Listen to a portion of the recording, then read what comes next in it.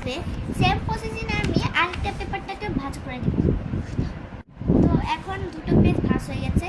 এবার এটার সাথে এটাকে এভাবে করে এবার এরকম একটা ভাঁজ দিতে হবে কোনা করে।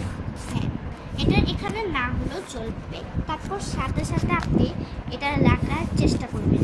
এবার সবগুলোকে এভাবে করে ফালা। সবগুলো এবং কোনা করে। হ্যাঁ, দারুণ তো, দারুণ টেকনিক। আমি তো এই টেকনিক এর আগে কখনো দেখিনি। আমি আগে এরকম করে বানাতাম না, সাইডে যদি থাকতো তখন এগুলো ছিঁড়ে ফেলতাম। পরে যে ইউটিউবে যখন দেখি যে এটা সাইডে থাকলেও চলে, তারপর থেকে আমি এরকম টেকনিকে বানানো শুরু করি।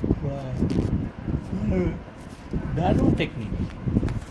এটা আমাকে একটু চেষ্টা করে দেখতে হবে। এবার মেইন কাজে আসার পালা।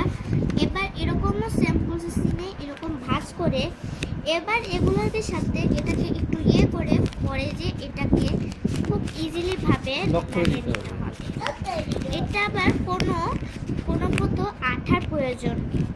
ওয়াও, খুব সুন্দর। আমি একটু ট্রাই করব এটা। দারুণ তো। এবার এটার মতন সেম প্রসেসিংয়েই আমি আরেকটার মতন তৈরি করলেই রেডি হয়ে যাবে। আপনারা এরকম